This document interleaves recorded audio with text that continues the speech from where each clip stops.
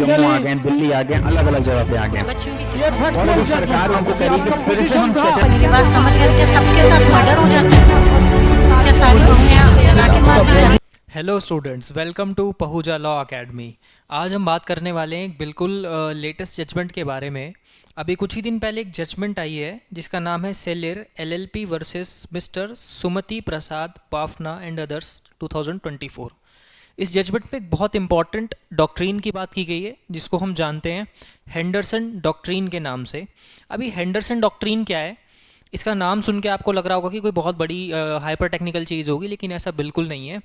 ये मैनिफेस्टेशन है constructive res judicata का।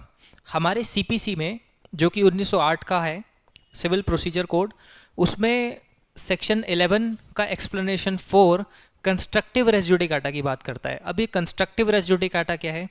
कंस्ट्रक्टिव रेस जुडिकाटा का मतलब है कि अगर आप किसी भी सूट या किसी भी केस में कोई इशू रेज कर सकते थे और वो आपने रेज नहीं किया, तो अब उस इशू से रिलेटेड आप दोबारा से लिटिगेशन नहीं कर सकते।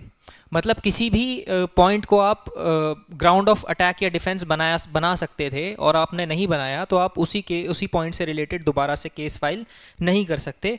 अब यहाँ पे क्या हुआ था, इस केस में कोर्ट ने ट्रांसफरी को ऑर्डर किया था कि ऑक्शन प्रॉपर्टी रियल ओनर को ट्रांसफ़र कर दी जाए, जो एप्लीकेंट थे उनको ट्रांसफ़र कर दी जाए ऑक्शन्ड प्रॉपर्टी, लेकिन उसने ऐसा ना करके उस ऑर्डर को कंप्लाई नहीं किया।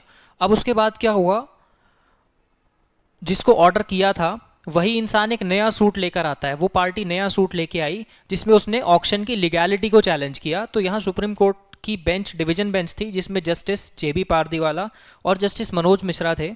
उन्होंने कहा कि जब आप लीगैलिटी को पहले चैलेंज कर सकते थे इन द अर्लियर केस, तब आपने नहीं किया, तो यहाँ पर हेंडरसन डॉक्ट्रीन एप्लीकेबल होगी, जो कि it is a natural corollary of constructive res judicata under CRP under CPC. अब इसको हेंडरसन डॉक्ट्रीन क्यों कहते हैं? हेंडरसन डॉक्ट्रीन इसको इसलिए कहा जाता है क्योंकि it was propounded in a English case of Henderson versus Henderson.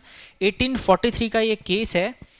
इसकी अगर मैं बात करूँ तो इस केस में कहा गया था all issues arising in a litigation out of the same subject matter same होना चाहिए, out of the same subject matter must be addressed in a single suit. अब देखा जाए तो सीपीसी की एक रिक्वायरमेंट भी है कि your suit must be a comprehensive suit.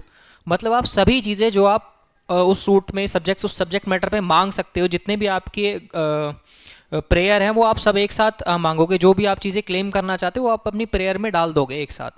लेकिन अगर आपने कोई भी चीज़ छोड़ दी है जो आप वहाँ पर क्लेम कर सकते थे, या फिर अगर आप उस सूट को डिफेंड कर रहे हो, आप डिफेंडेंट हो और ग्राउंड ऑफ डिफेंस बना सकते थे और आपने नहीं बनाया है, अब सेम चीज़ों को लेकर के आप दोबारा से नया लिटिगेशन नहीं कर सकते हो।